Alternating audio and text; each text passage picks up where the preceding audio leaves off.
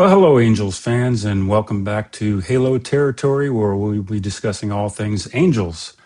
On today's show, we're going to be talking about the Tyler Skaggs wrongful death suit against the Angels. Joining me is my co-host, Mark Trumbo. Welcome back. And we're also joined by Sam Blum, the fine young writer for The Athletic, who will be a regular contributor to the podcast. And as many of you know, Sam covered this trial for a solid 3 months in the Santa Ana courthouse. Sam, welcome to the show. Thanks for having me, and yeah, congrats on this new venture for you guys. I think it'll be All really right. cool for Angels fans. So yeah, I'm excited to chip in when I can. Thank you. Well, we all know Tyler Skaggs died in a Texas hotel room on July 1st, 2019. I was with the Angels in Texas when that happened, and that day, along with the day Nick Adenhart died, were two of the darkest days I've had on this beat, and very challenging just covering that whole story in the wake of Tyler's death. But we had a 3-month trial, tons of testimony, often contentious at times. Yeah. And right at the end of 3 months, literally hours before a verdict was going to come down in favor of the Skaggs family, we had a settlement. First of all, Sam, what was it like being inside the courtroom for almost 3 months? And It's a just, new experience.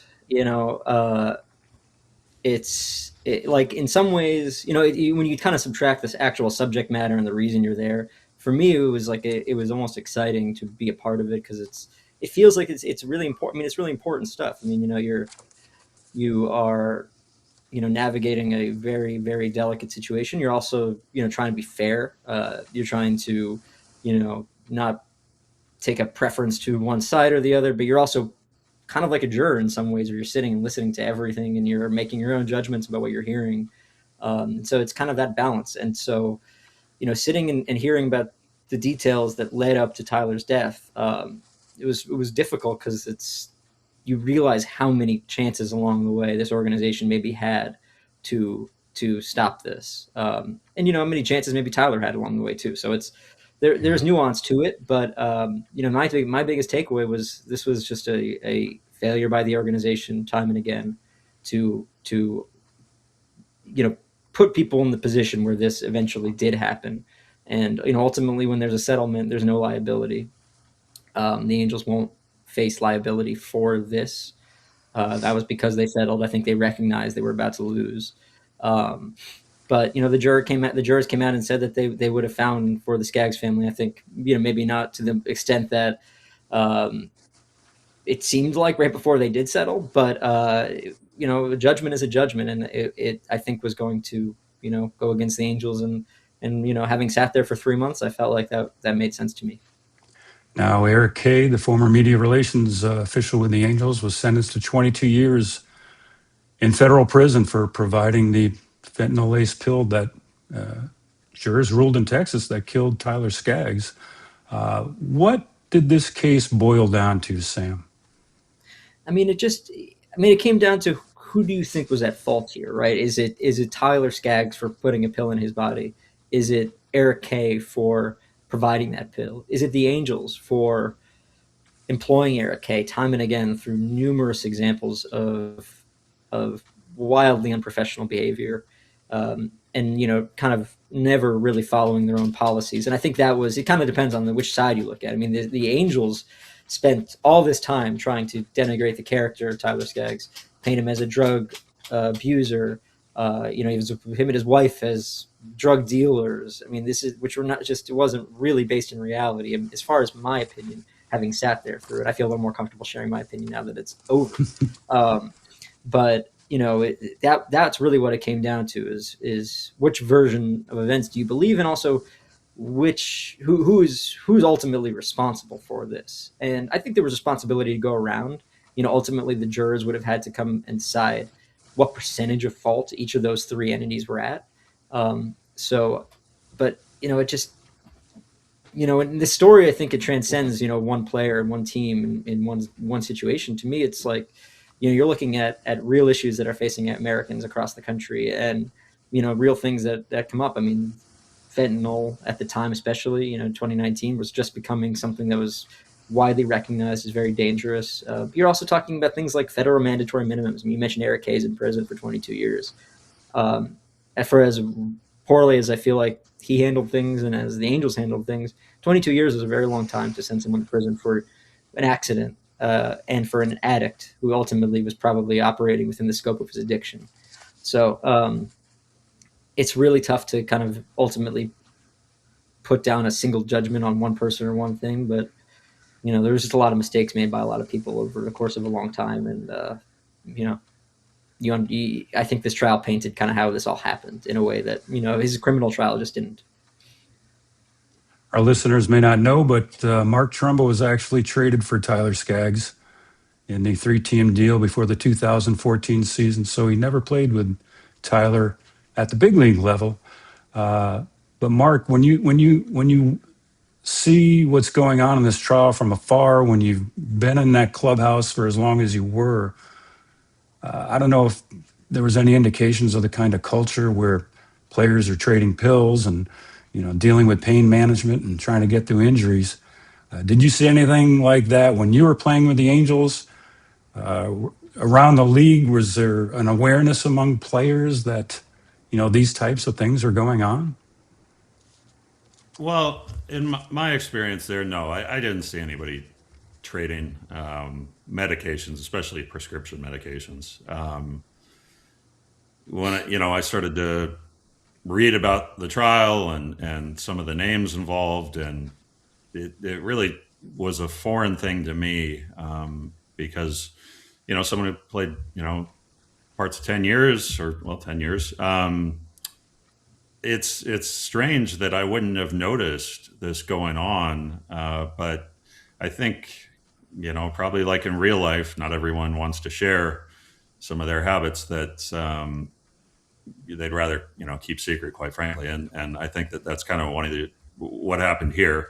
I don't think that there's any cool factor or otherwise where guys are going around bragging about, hey, look at these opioid based painkillers that I got. I'll give you this for this, and that's not the way it is at all. With the Angels as a young player there, I think every team you go to, I played for four. You're going to have athletic trainers that are, you get to know, and then there's team doctors that are part of it too. And some teams are on the stricter side of, I'm going to say, doling out medication, but I never saw a single team that was reckless or totally unprofessional. And I think one of the conflicts, or one of the hard things for me, is all parties involved. It's a terrible tragedy, but I know Eric very well, Mm. and that it's a very tough thing because he treated me well. I found him to be professional, in the time I was there, which was up until 2013.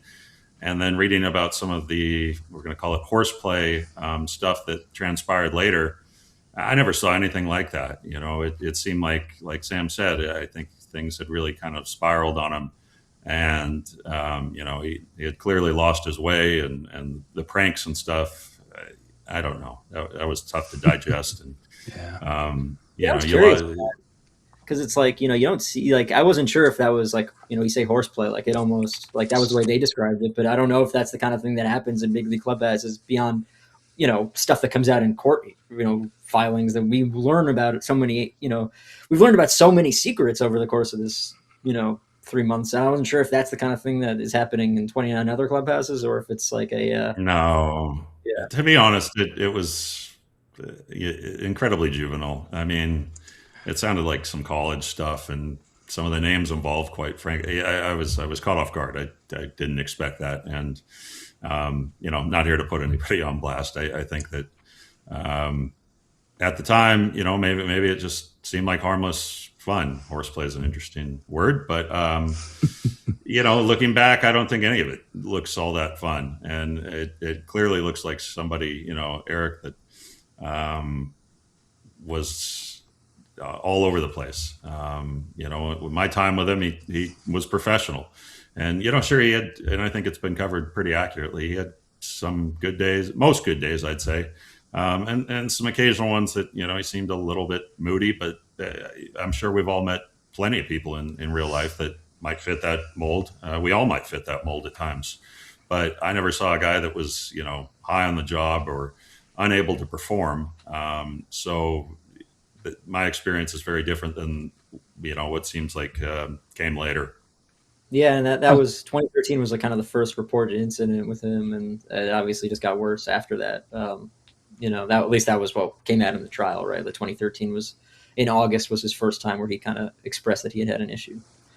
But it's very, very when you're only kind of hearing the versions in court, it's hard to know what's 100% true, what we're not hearing, things that the judge says aren't relevant. So there's a lot of you're weighing as you're kind of evaluating what really happened. But it seems to me that Eric kind of had, especially when you get to 2017, 2018, it got to a point where it was people were aware of it. And, I don't know, DG obviously was around Eric a lot too. So, I mean, there's, it's maybe not something everyone saw every day, but it certainly seemed like it was growing and becoming a problem.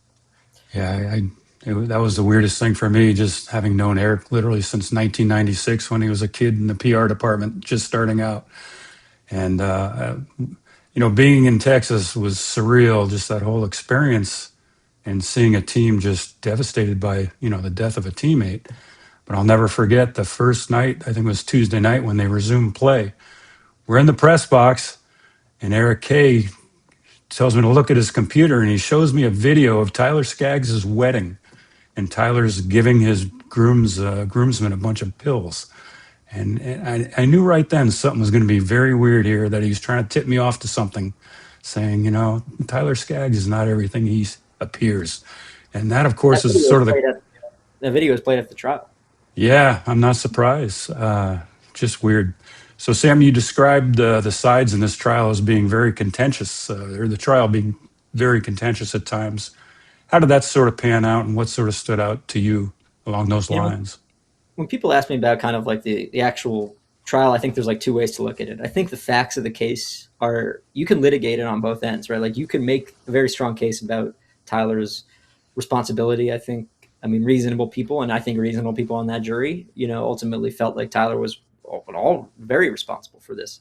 What I will say is when it came to the actual litigating in court, I felt like the Skaggs lawyers just wiped the floor with them. I felt like it was not a close matchup in terms of just like trying the case. And it came down to just credibility. I mean, there were plenty of times where I felt like the Angels lawyers were portraying facts that were, or what they said were facts that just weren't. Like at one point, Deborah Johnston, the top HR person with the Angels, testified that that the Angels had basically notified MLB and were working with Major League Baseball as a part of MLB's drug policy oversight committee in addressing Eric Kay's addiction, which was not even remotely accurate. In fact, I went to Major League Baseball immediately after court got out that day, and I sent them what was said, and I said, is this accurate? And they actually sent back an on-the-record statement refuting it, which you don't usually see from Major League Baseball, especially against one of their own 30 clubs. I think they felt it was that important to correct the record. And stuff like that, it's just, it felt like that we were getting almost gaslit at times about what was true, what was not. And as someone that, was hearing all the sidebars from the judge and like kind of hearing the way that the lawyers would talk to the judge compared to what they'd say in front of the jury, I was just like, this isn't a good way of going about it. Now, that might be good lawyering in some ways. I mean, obviously, if you don't have the facts on your side, you need to win a case in some capacity. But I just, I didn't buy this idea that Tyler had 13 beers on the plane heading to Texas, all on the plane. I mean, that doesn't really line up for me as even remotely possible. So there were things that had been litigated at the criminal trial that were trying to be reopened, that just, stuff that had been proven beyond a reasonable doubt by a jury, that you're just, so maybe I'm kind of rambling a little bit, but it's all just to say that I don't really think that it was I think the reason why the Angels were going to lose that wasn't solely based on the actual facts of the case, but based on, the cases that were being made by the legal teams. That was, Rusty Hardin's legal team. That's a good firm, obviously. And I thought they did a good job trying their case in ways that I was, I'm sometimes confused about the way that the Angels were trying their case. And And these are things I've said out loud. So it's not like I'm not trying to put anyone on blast here. It's just the way I saw it as someone that sat there every day.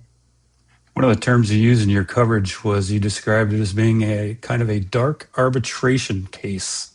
Yeah. And it had to be weird to sit there and see Dan Duquette on one side, and I forget the name of the other guy, basically like doing an arbitration case about a kid who passed away 6 years ago. How strange was that, and how big of a role did that play in this And trial? that goes back to my last point, where it's the Angels they put up a whole slide in their closing arguments, and when Dan Duquette testified, saying that Tyler Skaggs was declining as a pitcher. Now both of you guys can go to Baseball Reference and see that his 2018 season and the first half of his 2019 season were by far the best that he had in his career at that point. I mean, he was on pace to have, I think, like a 2.2 WAR season in 2019. He's not an elite star by any means, but he wasn't declining at that time. So it just, when you're realizing like the arguments they're making, they're saying, well, his ERA in 2016 wasn't good, or 2013 wasn't good, and it's like, well, he also made like 4 appearances that year.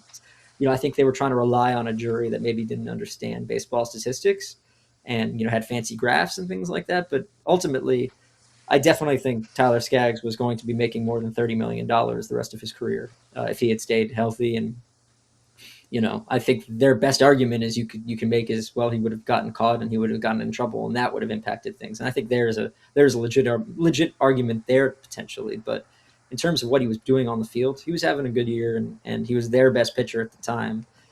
True. Which maybe isn't saying much, but yeah, he was their relative. ace.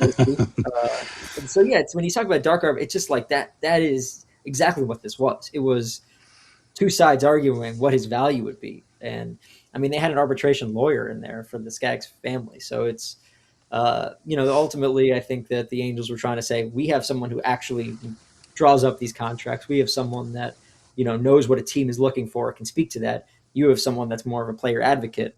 And it's sort of true, sort of not, but I didn't really buy that argument at all. And ultimately, understanding how these contracts work, I think kind of maybe colored my perspective on it. And there are other factors at play there. I mean, he would have hit free agency at COVID, right? So you're ultimately looking at his last arbitration year would have been that 2020 season, which would have obviously cut the salary. But I go back to the Angels did not pay out his 2019 contract. I mean, he was owed half that contract, which was about $1.8 million. And I understand he wasn't pitching, right? He wasn't alive. But at the same time, I mean, it just seemed like the right thing to do. Ultimately, when you then consider the fact that the Angels were paying Eric Kay a severance package, and they continue to fund his legal defense to this day. So, those are the things I have trouble squaring sometimes. Now, this case took a major turn in the final week, right after the jury asked the judge a question about punitive damages. Until that point, Sam, did you get many or any indications that this case would settle? No, I mean, listen, it had been like an ongoing, I think, conversation to some extent, but this came down to insurance companies. I don't think people fully realize this wasn't, to some extent, Artie could have just settled it and paid out of pocket. I mean, which, I think a lot of people could argue maybe it would have been the prudent move, and maybe would have been costly at the time, but, probably would have saved them a lot of reputational damage. I think you could argue they lost millions in reputational damage. I mean, it's hard to quantify it, but that's why it didn't settle, right? Like the insurance companies weren't authorizing payment up until that punitive damages question came in, where I think some of the dominoes started to fall, and the settlement, which the number of that payment is yet to be disclosed. But I think punitive damages are not covered by insurance, right? So yeah. I think part of this was, any sort of other damages would have been probably covered by insurance, regardless of how high it went. I think maybe even up to close to like 500 million or something like that. But if there had been any punitive damages, that comes out of Artie Moreno's pocket. Essentially, it comes out of the Angels' pocket, and there would have been a whole separate hearing on what those punitive damages would have been based on the actual value of the Angels, which would have been fascinating for, I think, a lot of Angels fans to learn what the team is actually worth. It could have impacted any future sales. There were a lot of implications of getting to a point where there were punitive damages, which heavily incentivized the team to settle after that. after that question came in. And I talked with like the jury foreman, who was the one that asked that question. Um, I think he was far more on the plaintiff side than some of the other jurors. Some of the jurors, I think, were split and we're having a hard time kind of reconciling some of the facts. So, it's ultimately they would have had 9 people agree on liability for the Angels, but the dollar value maybe wouldn't have been as high as I thought it was going to be. Yeah, certainly the dollar value of what the jury said the verdict would have been indicates that they put a fair share of the blame on Tyler Skaggs. Agreed. Even though Tyler Skaggs' family did, quote unquote, win the case, I don't think it was as huge a win as maybe some thought it might be. Yeah, I mean, and I don't know, sometimes like I don't think Orange County is known for giving out, just juries in Orange County don't give out huge settlements or jury awards, things like that. And you're also, I also felt like at times this case could have fallen along like political lines, and so you're maybe dealing with, a split in that way of conservative versus more liberal. So there's, these are all calculations that you're making during your voir dire process, your jury selection process, and I was a little surprised what the jury said, but it also that is how this process works, and it is it's fair. At the end of the day, you got to accept it, and we don't know if the Angels made a good deal or a bad deal, so to speak. But I think ultimately they wanted to avoid having any punitive damages, which the jury was going to award those. We just don't know the actual dollar value of what they would have been. Well, they could have avoided a lot of the bad publicity that certainly came out during this trial. Why do you think the case didn't settle beforehand? I think insurance companies. I mean, I think the probably one insurance company in particular was looking at this and saying the facts are good for the Angels here. They felt like they had a chance to win this trial. Now, also it comes down to Artie, right? Like I think that there is a we aren't responsible element to this. That is how they felt, internally. And I get it to some extent. I do. I really that part of it. I think that there is nuance, and I think that may be where the Angels lacked is nuance. Like Molly Jolly, who's there's a very important person with the Angels, their CFO, I believe, high-ranking executive, was asked on the last day of testimony if there was anything she would have done differently. Learning because she was at the defense table, the Angels were entitled to have a non-lawyer representative, like executive, at the defense table for the whole trial, and Molly was the person there.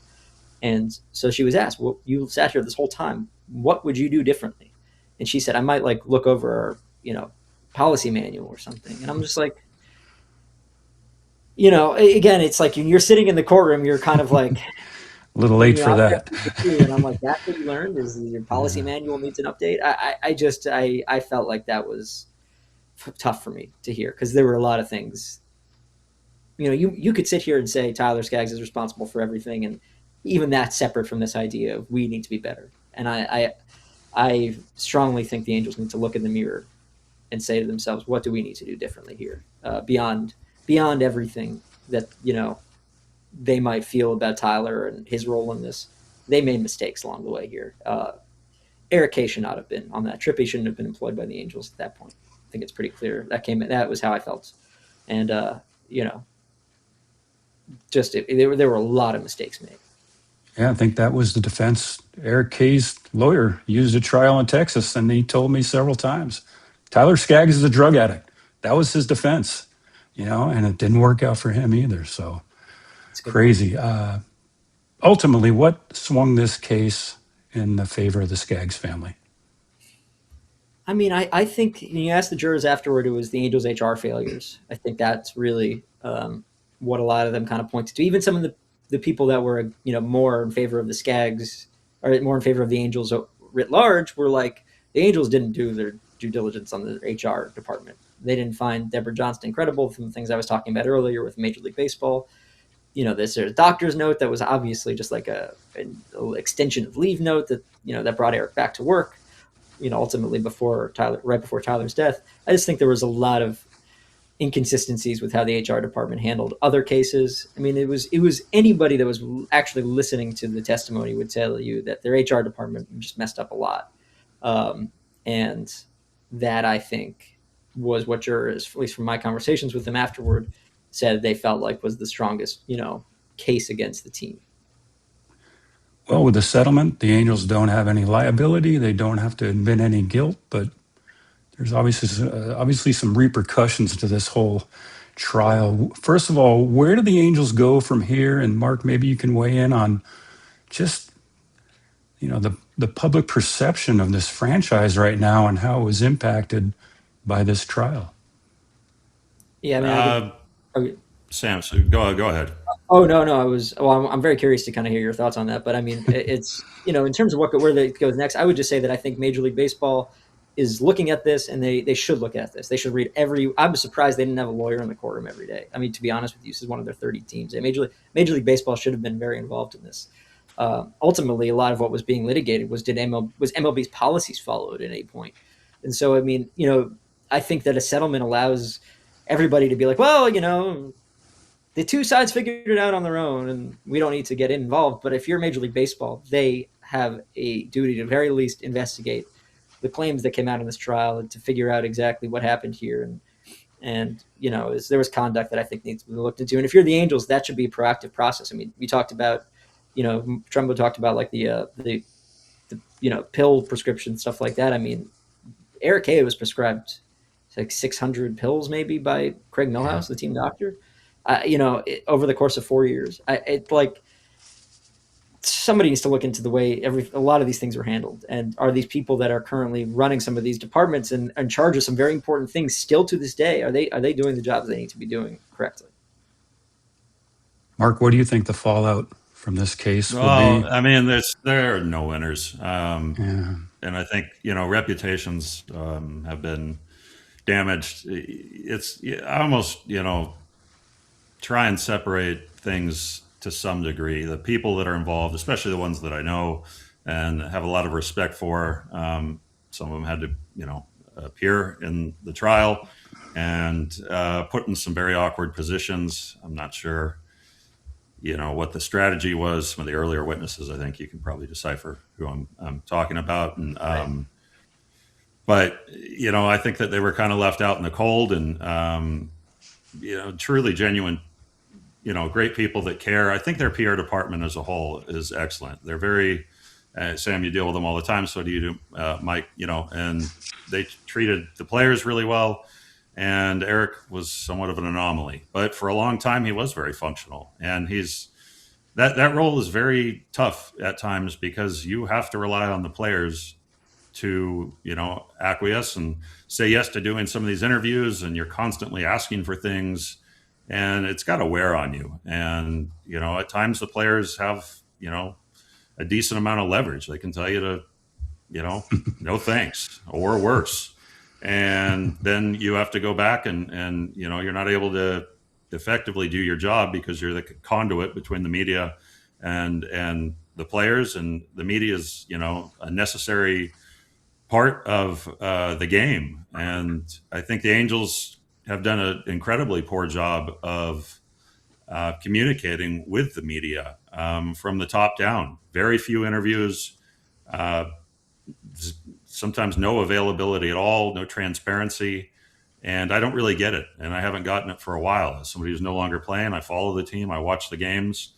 And it seems like a couple times a year, somebody will pop their head up, maybe with a writer they feel comfortable talking to. But you have to fill in the blanks on your own, and that can be kind of not so great if they're not doing a good job of controlling the image of the team, and trying to I don't know what image there is right now, to be honest. I think that they're drafting a lot on the success of a world championship that was over 2 decades ago. That's still a big deal, and opening day, bringing out the and that is a big deal. Don't get me wrong, incredible achievement. But in recent history, there's just not much, and this is just another thing that kind of is dragging kind of a boat anchor. And when you talk about a franchise, No, I'm just curious. How do you think players internalize this? Because we're in free agency now, and I've wondered, when you see this trial playing out, I don't know how much players really care about litigating some 6-7 year old case, but if you're a player, you understand the way that the agents work, the way that players think. I mean, would this be something that would impact their perspectives?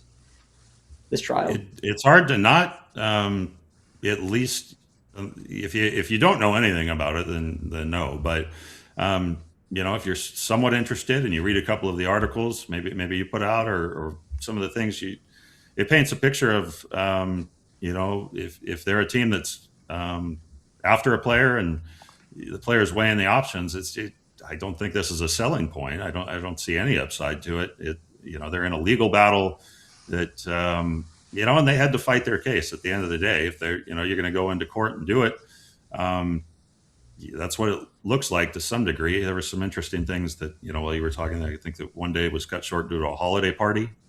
Is that accurate? Yeah, they were talking at a holiday party. That seemed quite odd to me. You're fighting for keeps here. And I don't know. It seemed, this is, just simply my observation that the job of the lawyers seemed odd on one of the sides. So, but that's all partly because I'm left filling in the same gaps I'm talking about. We didn't hear any kind of statement released. We didn't see anything. So as everyone else around, you just have to fill in the blanks on your own, and you don't get any information that says otherwise. It looks very bad. And as a free agent coming here, it's just amongst all the other things, the on-field play being the biggest factor. I think this is just a kind of another negative that they're going to have to work pretty hard to overcome and rebrand, I think, in some way to make this a desirable place for players to come. Living near the beach is awesome, but that can't be the only reason that you're playing for a ball club. Before closing the I just wanted to reiterate one thing that you said, which is, one of the things that was tough for me about this was all these people going up there that I know, getting, having to be under the gun and testify. And I really agree with you. Like, the Angels PR staff, they get maligned for this particular case, but also just for how bad the team is and for a lot of the lack of transparency those are decisions that are being made at the very top. You look at the Angels PR staff, I think that from the top down, it's as good as you get in Major League Baseball. I firmly believe that.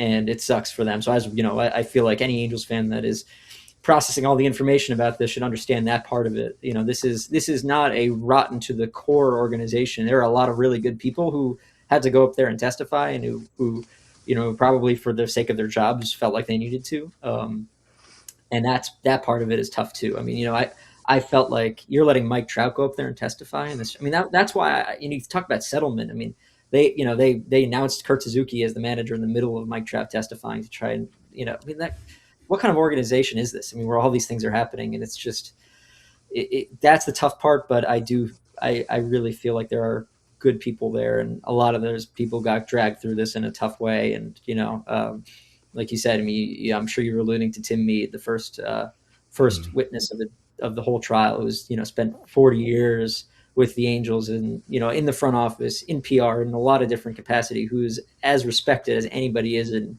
the game, who went to work at the Hall of Fame after working with the Angels around the same time of Tyler's death. And he's, as good as they come, but, you get brought in the middle of this, and I thought it was a really tough spot for him. And, there were things he testified to that I just, didn't fully believe at times, like not necessarily remembering if he found bags of drugs at Eric Kay's home. Like, how do you not remember that?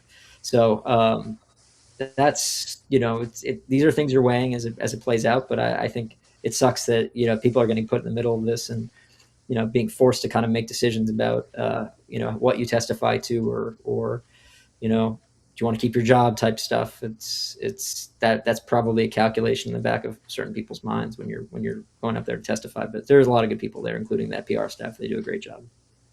Well, before closing the show with one final question for Sam, I want to thank Mark Trumbo for referring to the media as a necessary part of the game and not a necessary evil. Thank you, Mark. Well, no habla inglés. Thank you, Anthony Rendon. Sam, what do you think the fallout is going to be from this trial? I don't know. I mean, it could be nothing. I mean, it could just be reputation was damaged, and they just keep playing baseball and keep losing baseball games, and that's just what happens. So I don't know. I think that there should be the league should look into this. I don't know if that. I'm not saying the league should punish. I'm saying they should look into it, and they should address some of these things that came out if they feel like it was true and it's worth it. Because, and that's not against the Angels or against. It's just like that's what needs to happen in these situations. Like I think what you saw was that a lack of that throughout years of employing Eric Kay, where there probably should have been someone looking into his behavior. I mean, he was sending emails on his work computer and his work email address to purchase drugs off the street. I mean, that's the kind of stuff where if it's getting to that point, he either felt way too comfortable in his job, or it's just there was nobody ever looking into it. There was nobody ever that was holding him accountable, and ultimately, like I think Eric Kay would have rather been fired than be where he is now. So. I think that there needs to be somebody looking at what happened here and making sure it never happens again. Oh, well, that will close this episode of Halo Territory. Thanks for joining us. Thanks for listening. Please like and subscribe, and we'll see you next time on Halo Territory.